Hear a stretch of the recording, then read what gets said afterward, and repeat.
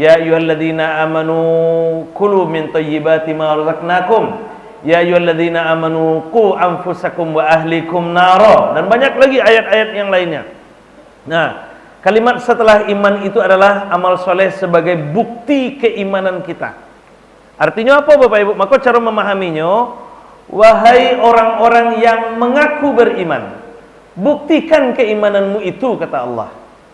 Wahai orang-orang yang mengaku beriman, buktikan keimananmu itu. Caranya bagaimana? Di ayat ini, idza qumtum ilas shalah. Contoh Bapak Ibu, ya ayyuhalladzina amanu kutiba alaikumusiyam. Wahai orang-orang yang beriman, diwajibkan atas kamu berpuasa. Iman, puasa. Maka puasa ini adalah bentuk pembuktian keimanan. Artinya, kalau ada orang yang mengaku beriman lalu kemudian dia tidak berpuasa tanpa alasan syar'i, berarti imannya sedang bermasalah tuh. Imannya sedang bermasalah tuh Bapak Ibu. Nah, itu dia. Ayat ini juga diawali dengan kalimat iman. Ya ayyuhalladzina amanu. Wahai orang-orang yang mengaku beriman, buktikan keimananmu itu dengan cara apa? Idza qumtum ilas shalah faghsilu wujuhakum wa aydiyakum ilal marafiq, dan seterusnya. Idza qumtum ilas shalah, apabila kamu hendak mendirikan salat. Bapak Ibu, melaksanakan salat, mendirikan salat, di sini Allah gunakan kalimatnya qama, kuntum, yang kemudian disambung dengan dhamir muttasil antum. Idza qumtum, apabila kamu hendak mendirikan, pakai qoma di situ. Qoma itu Bapak Ibu bukan hanya sekedar tagak, ruku', sujud yang tidak, bukan. Bukan hanya sekedar itu. Bukan hanya sekedar pemenuhan rukun dan syarat, tidak. Tapi di balik kata qoma itu ada iktisab litakmil namanya. Iktisab litakmil, upaya untuk menyempurnakan. Upaya untuk menyempurnakan. Jadi cara memahaminya Bapak Ibu, wahai orang-orang yang beriman, buktikan keimananmu dengan cara apa? Idza qumtum ilas shalah, apabila kamu hendak benar-benar ingin menyempurnakan salatmu. Apabila kamu benar-benar ingin menyempurnakan salatmu, faghsilu wujuhakum, maka caranya begini, kata Allah. Nah, gitu dia Bapak Ibu.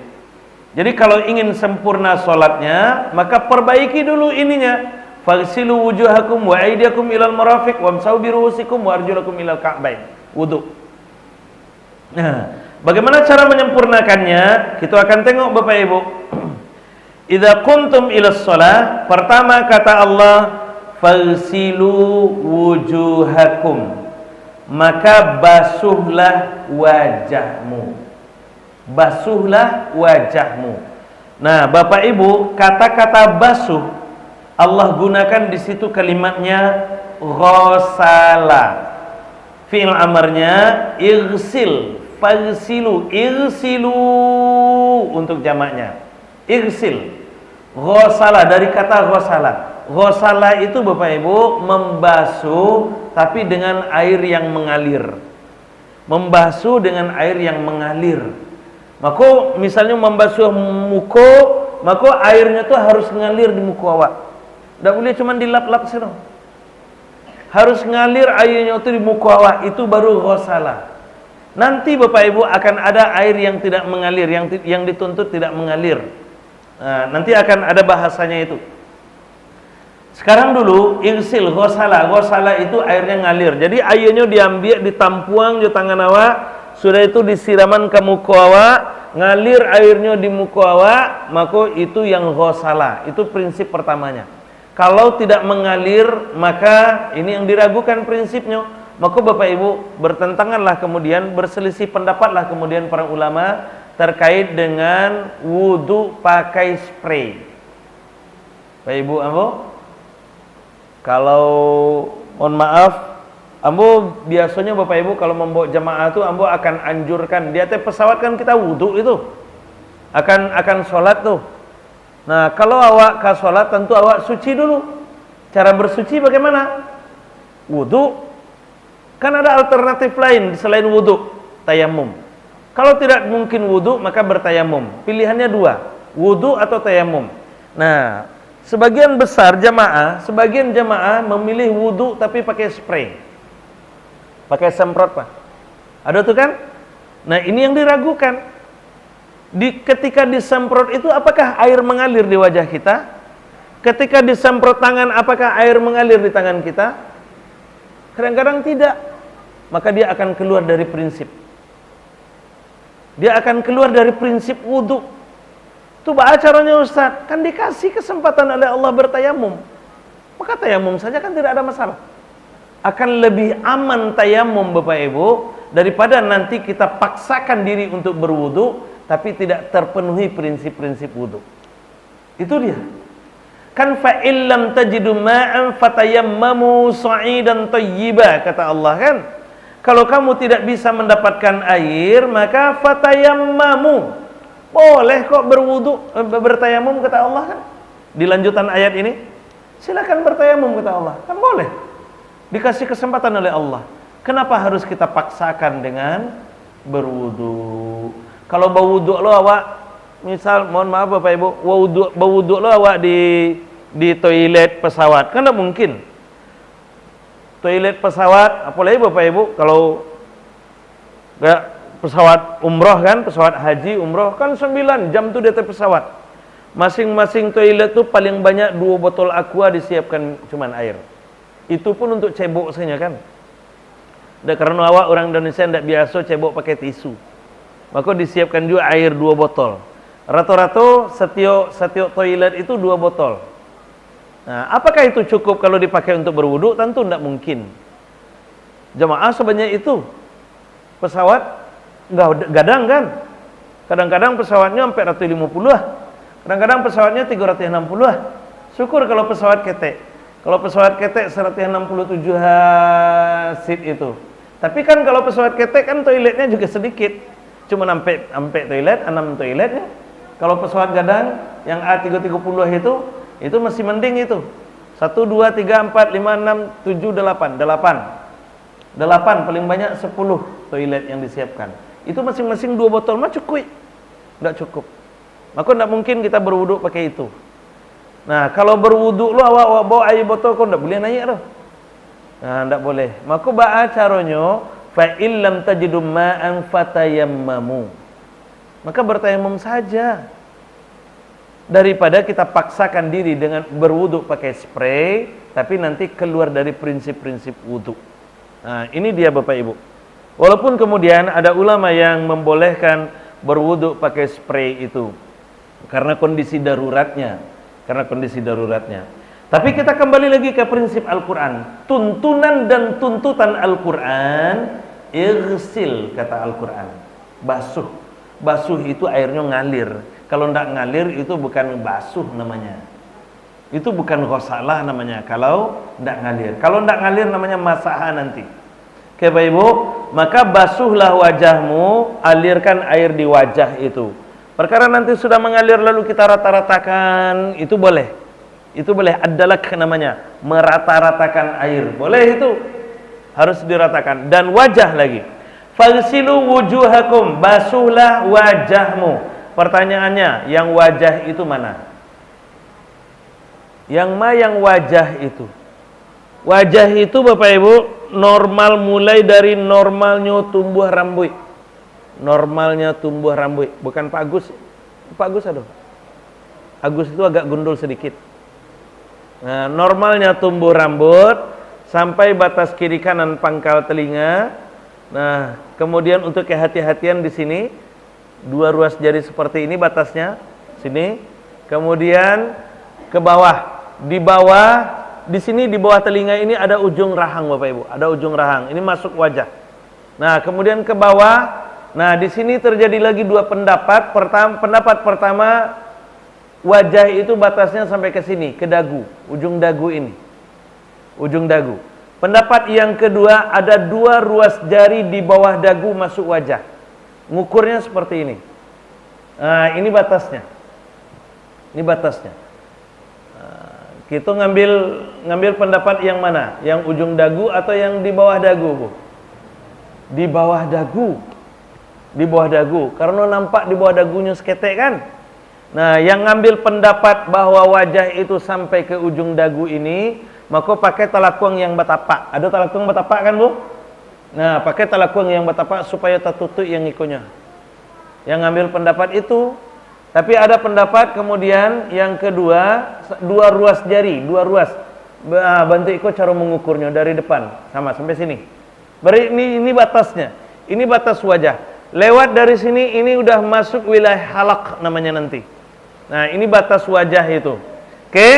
Maka mulai dari atas sampai batas kiri kanan pangkat telinga sampai 2 ruas jari di bawah dagu, semuanya harus basah dengan air wudu yang ghosala tadi. Jadi caranya bah, diambil air di duan kerannya, diambil air tampuang siraman ke wajah awak. Tarik ke bawah. Ratakan ke kiri dan ke kanan. Ratakan ke kiri dan ke kanan. Jempol mengejar yang 2 ruas jari di bawah.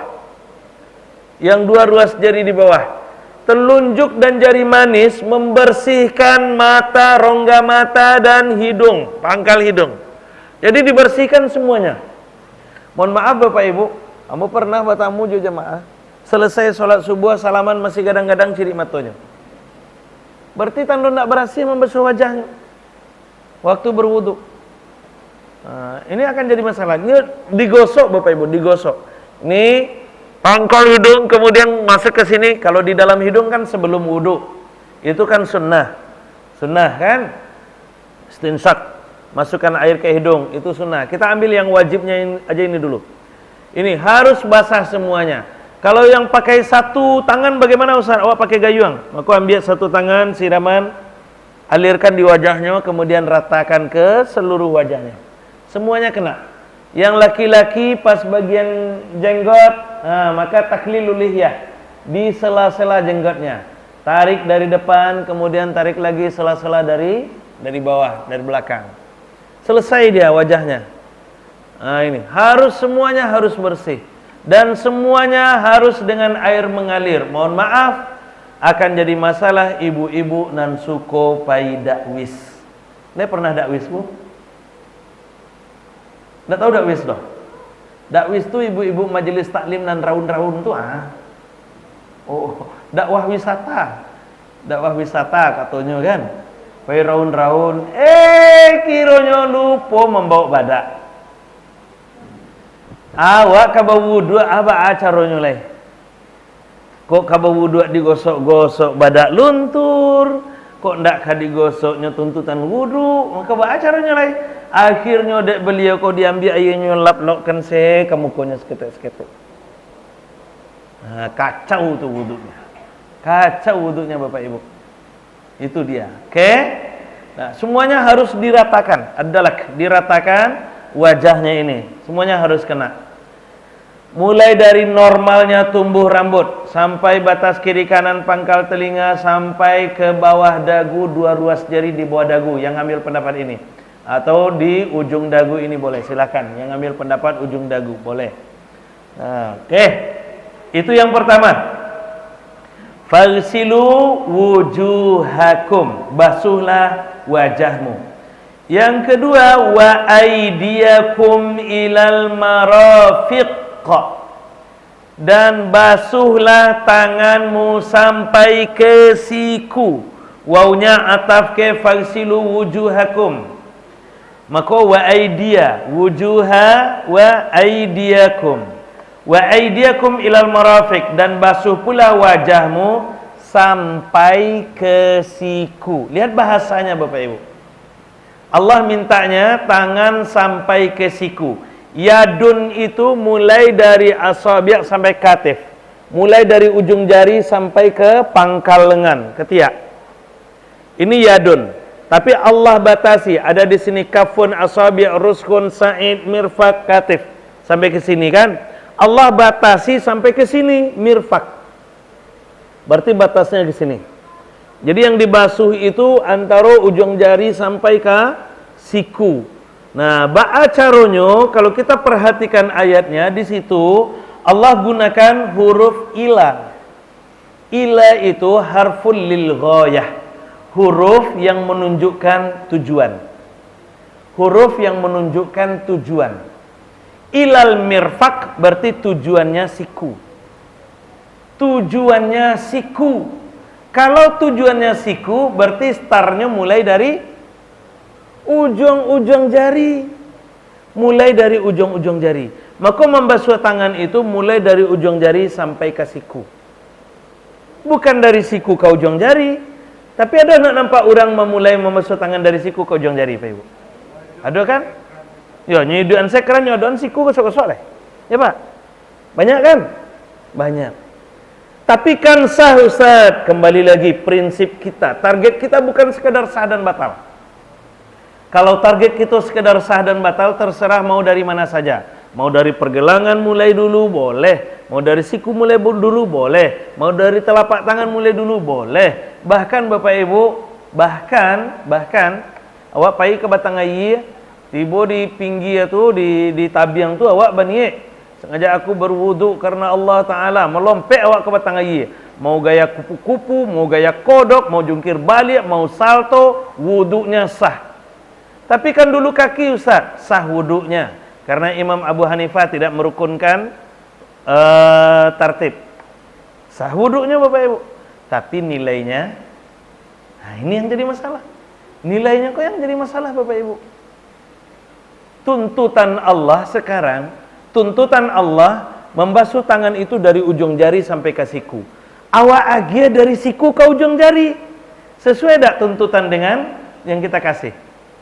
Enggak kan? Tidak. Sama jawab Bapak Ibu, awak punya anak, awak suruh anak awak pergi ke kedai. Nak, cu, balian nenek sampo clear ke kedai itulah. Pailah anak cucu awak tadi ke kedai. Tahu-tahu tibonya pulang, bawa sampo Lifebuoy. Sama-sama sampo tak? Sama. Tapi yang awak minta, dapat tak Bapak Ibu? Tidak dapat. Atau mungkin sama-sama sampo minta, tapi awak syaratkan, awak sampaikan ke anak. Nah, cucu.